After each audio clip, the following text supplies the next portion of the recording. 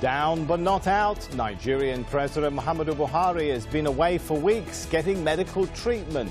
And his long absence is creating uncertainty in Africa's most populous country. So what will this mean for Nigeria and the region? This is Inside Story.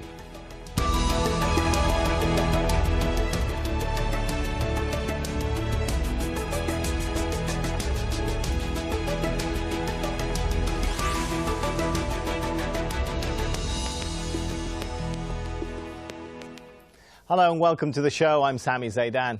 All eyes were on Washington, D.C. as President Donald Trump took office roughly 40 days ago.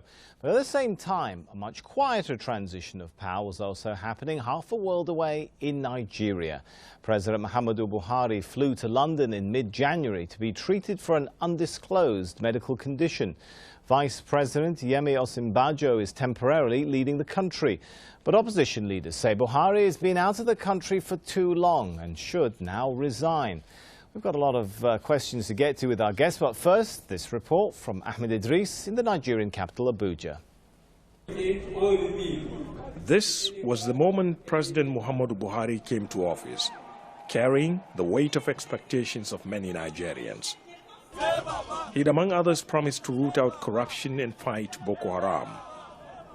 The president took on the fight against corruption, prosecuting politicians and government officials. His military also drove out Boko Haram fighters from most of the territory they occupied. Then illness. His foreign medical trips as president began last year for an ear infection. Then on January 19 of this year, Buhari left Nigeria for an ailment the government has failed to provide details. Since then, his deputy has been acting as president.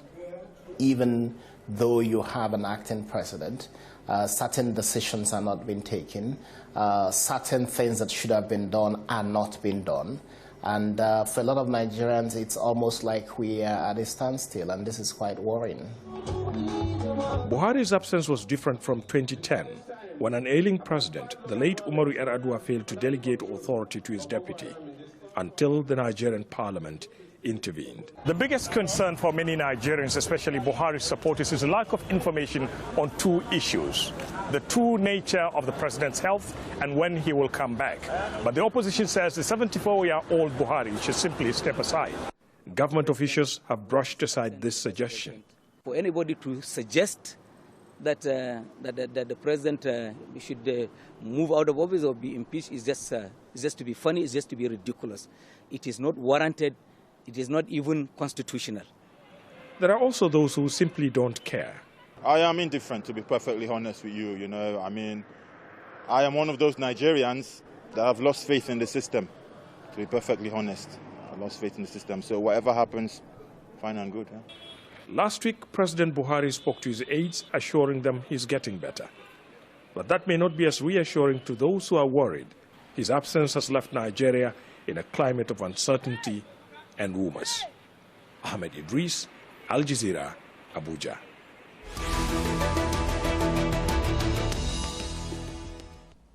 Well, let's take a closer look at the man who's taken Buhari's place. Yemi Osinbajo became vice president in 2015. Before that, he was a lawyer, he was also a pastor, and helped write the manifesto for the ruling party, the All Progressives Congress.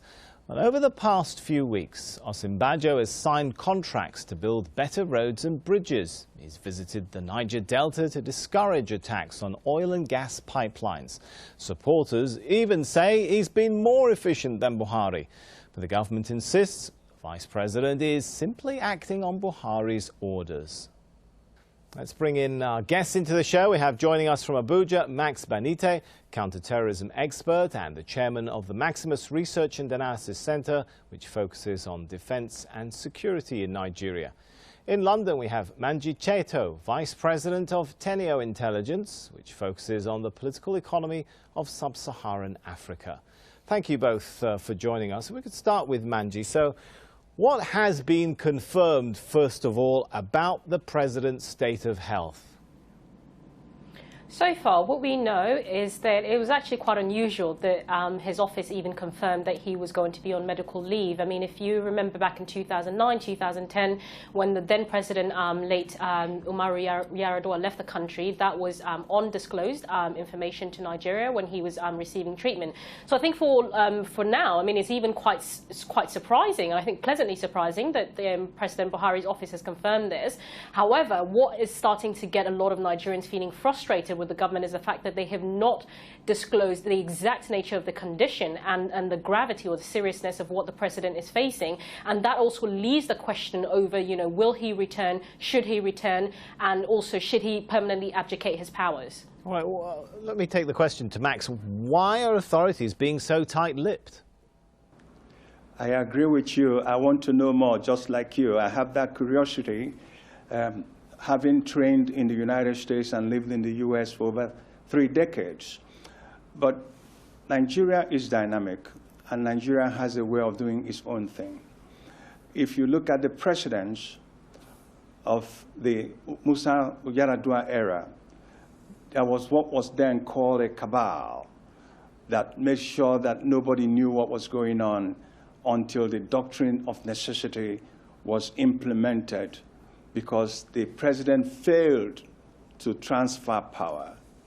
But in this particular case, the president said to Nigerians that he was going on medical vacation, and he did the needful based on the Constitution by transferring power to the vice president, asking him to act as the president.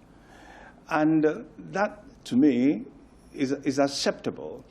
But the handlers of the president, I can agree with you, have mismanaged the information about his health, the information about his communication to Nigerians. All right, well, on that point, let me jump in, Max, if I may. You said Nigeria is dynamic. They have a different way of doing things, though. Doesn't the country really need, Max, though, some kind of idea, some kind of timeline of when he's coming back? Well, I don't agree with that one in terms of timeline or when he's coming back. If he did not transfer power to the vice president to act, then I will be worried.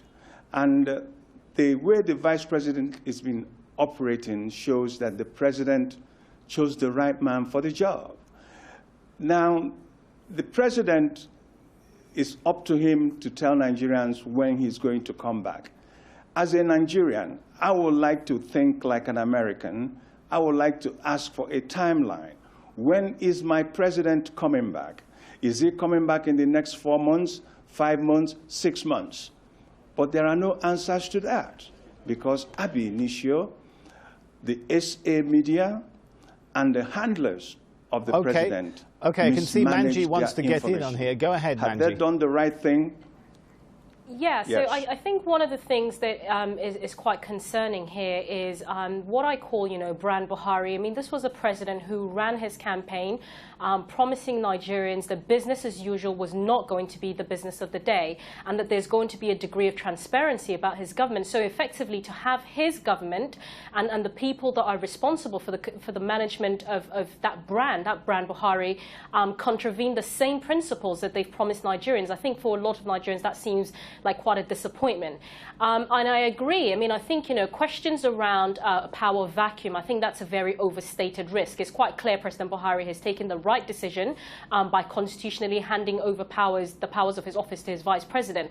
But there's still questions over to what extent does his vice president feel empowered to take bolder policy risks that may or may not contravene President Buhari's own position on these issues. And I think this is really where the concern is for Nigerians, because it's creating a governance problem, a governability problem, rather than just one of a power vacuum. I think the power vacuum question is really not as relevant as it was in 2009, 2010. But the question over governance and to what extent Osinbajo feels that he is empowered and he can take decisions in his role as acting president, that is going to continue to be the issue that underlies the question of Buhari's absence. Let me give a chance to Max to come back in on that. Do you agree with that analysis that there may be a management issue going on? As a non-political actor, as a non-political actor, I don't think there is a power vacuum. The vice president, I've heard, speaks to his boss on a daily basis, and he has not taken decisions that are contrary to the Buhari brand. Everything that the vice president is doing today or is seen to be doing today is something his boss, President Buhari, will approve. And I say this without equivocation. I am not in any political party. I am a security man.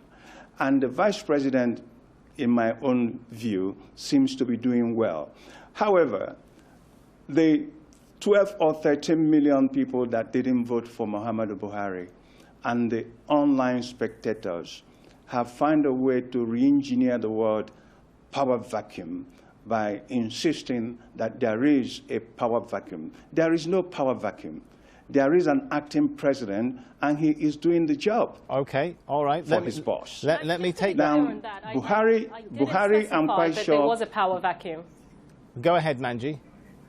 And just to clarify that point, I mean, I have also stated that I don't think there's a question of a power vacuum. I think the question is really one of governability. To what extent? I mean, yes, the president's office has told us that Yemi Osinbajo is acting on directions from the president, yet we don't know, I mean, beyond what they've told us, we don't know that President Buhari is in the condition that they say he is, that he's healthy and hearty. I mean, if for a lot of Nigerians, if he is healthy and hearty, why don't we know when the president is coming back to the country? And also, why don't we actually see him? Why doesn't he communicate with a lot of Nigerians? I mean, I think there's no way to wish away these perception problems. There is a perception problem, there is a perception gap, and his office needs to do a much better job of addressing that concern. All right, you've touched on a number of issues there. I'm going to try and take them to pieces one by one. I agree with Manji on the issue of the questionability of a timeline of the president returning. I am curious also. I would like to know. Okay. But the dynamics of Nigeria and the system in Nigeria makes it unattainable. Okay. The people that are running the government have their own set of minds on how to do things. They definitely have their own mindset. They definitely have their own mindset. But here's my question, Max. Even if there isn't a power vacuum right now, when you have a situation where a leader is overseas, his state of health is in doubt, and there's no date for his return and no update on what his state is, isn't that the perfect environment to nurture, I don't want to say a power struggle, but at least to nurture ambitions for power? That can lead to a power struggle later. Well, there's always an opportunity for power struggle, but democracy has come to stay in Nigeria, and that power struggle has to be within the ruling party called APC. But it can always be a democratic power struggle, but a power struggle nevertheless. Now, just a minute. The opposition, who are the PDP and the rest of the parties, have not upped the ante. They have not questioned. They have not demanded enough from the ruling party. And the ruling party is very comfortable the way things are going. And there seems to be a new shift or paradigm shift in the way things are happening in the country. The central bank came up with new policies. The vice president have gone to the Niger Delta to discuss on the blueprint for, again, rebuilding the area. And he's doing tours of the nation. So in his party, one can even see a seismic discussion of a power tussle, but it's not yet in the fore. Okay. That will come in by 2019 in case the president is incapacitated. Right, let me take the point to Manji. I mean, what do you make of reports, Manji, that talk about a block of Buhari appointees coming together to try and undermine the influence of the acting president, that there's already some jockeying going on? So I think to that point, I think anyone who has been a long-term watcher of Nigeria, particularly starting from 2014 when the election campaign started for 2015, it was quite clear that the All Progressive Congress Party, which is effectively a loose coalition of interest, you know, that power struggles were going to happen in that party. I think the big question, however, the Buhari's absence or the sort of span in the works that Buhari's absence throws into that mix is that if you were expecting this power struggle to begin to happen in the lead up to 2019 elections, I think Buhari's absence has accelerated that power struggle. We've certainly already started hearing rumours of the southwest bloc of the APC, which effectively a lot of people see that as the economic base of the APC, starting to sort of rally into power to try to wrest control of the party. And I think all of these things, to be honest, are quite negative for Nigeria going forward, because as power struggles repeatedly across a number of African countries have been shown to minimize government effectiveness. And for a lot of Nigerians to have a government that isn't focused and focused on sort of internal power dynamics, I mean, it's really, really destabilizing. We've just seen GDP growth results come out for Nigeria for 2016. It's the first full-year contraction that the country has suffered, coming at a time where, you know, if you've got threats of a power struggle in the country. I think there's a lot of Nigerians would just really be frustrated. Well, what's frustrating for Nigeria can be frustrating for the entire continent. Let's not forget Nigeria has one of the largest economies in Africa. It faces many problems, though. Buhari has said corruption is the very worst of all the problems confronting his country.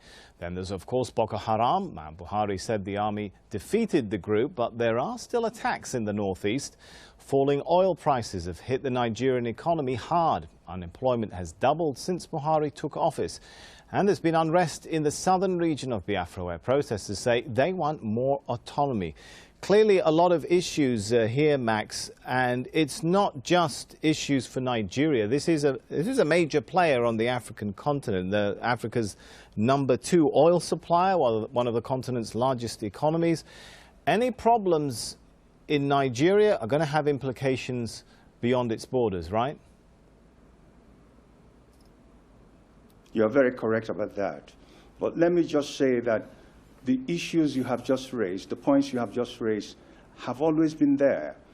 I am from the part of Nigeria that is southeast, that is agitating for separation.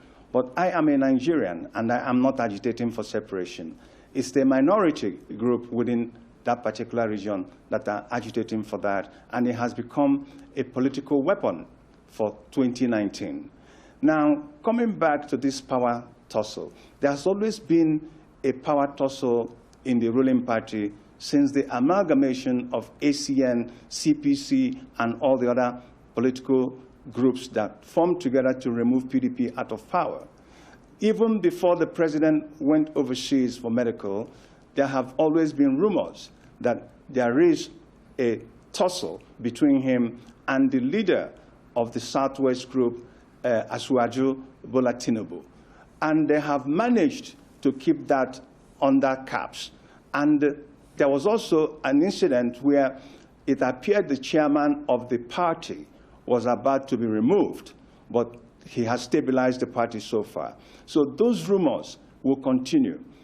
The issue now is that the Niger Delta region have again reduced the number of pipeline vandalization, and Nigeria is about to begin to optimize its oil production.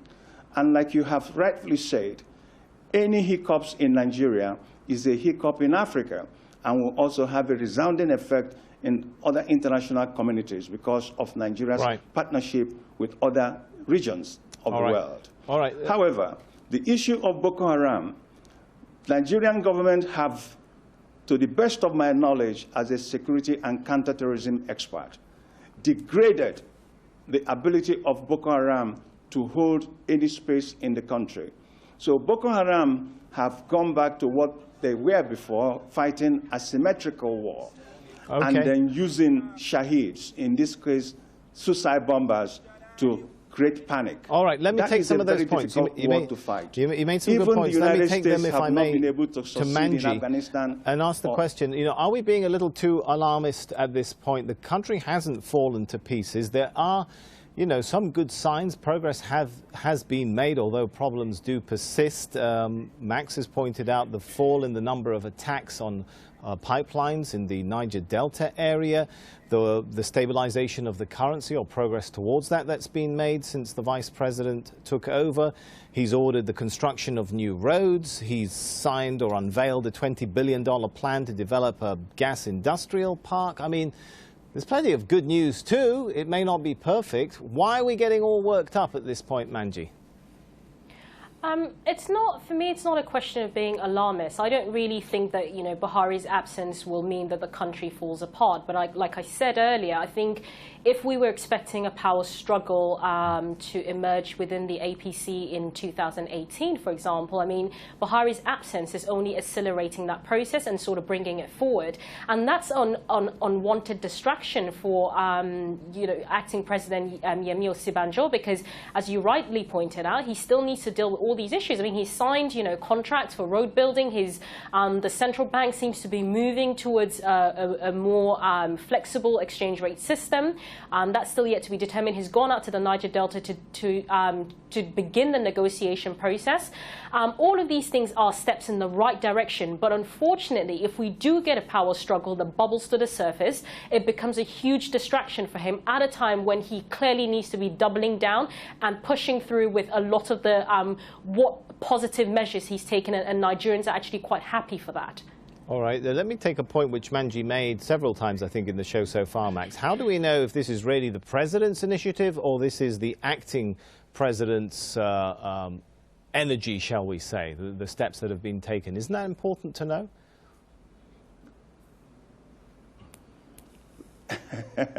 That's a very good question to ask.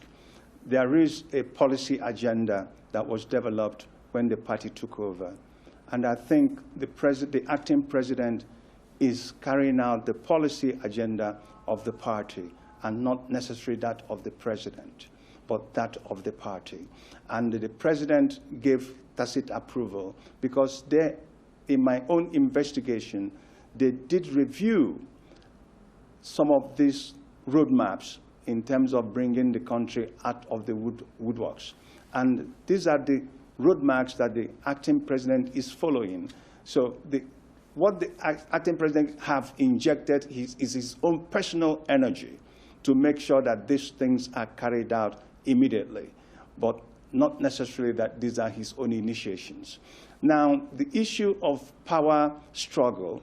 Okay, hang on. We've talked about power struggle. Max, forgive me for interrupting and jumping in here, but I think Manji wants to have a word. And we've talked about power struggle, so I'm going to give her a chance. We'll come back to you, Max. Sorry. Just to play devil's advocate here, I mean, to what extent, I think a lot of Nigerians looking at this will say, okay, if effectively what the vice president is doing is the APC's manifesto, why has it taken 20 months for this to be kicked into action? Why has it taken Yemi Osinbajo taking over the office of the acting president for all of these things to happen? You took the words out my mouth, Manji, so let me take that point to Max. That is the big question. Look, if this was all the president's initiatives anyway, was he really waiting for his health to deteriorate before he would activate this? I mean, something doesn't add up here, does it? Look, nothing happens before its time. It took Donald Trump less than 1 week to constitute his cabinet in the United States. All of them have not been approved yet by the Senate. And it took Buhari almost a year to constitute his ministerial appointments. So nothing happens before its time. I'm not going to, again, second-guess why these things are happening now that the president is on medical leave, and it didn't happen before. The war against corruption is ongoing and has been going on and hasn't stopped. And the war against Boko Haram is ongoing and hasn't stopped. The issue of central bank reviewing its monetary policy is again, something that have been ongoing. They've been trying all kinds of economic monetary policies. All right, I'm until afraid, now, Max, they came up with the one that may work. We are running out and they are not time. even sure if it's going to work. All right, we're going to have to leave it there. Let's thank our guests, Max Benite and Manji Cheto. And thank you too for watching. You can see the show again anytime by visiting our website, aljazeera.com. For further discussion, head over to our Facebook page. That's facebook.com/AJ Inside Story. You can also join the conversation on Twitter. Our handle there is @AJ Inside Story. From me, Sami Zaidan, and the whole team here. For now, it's goodbye.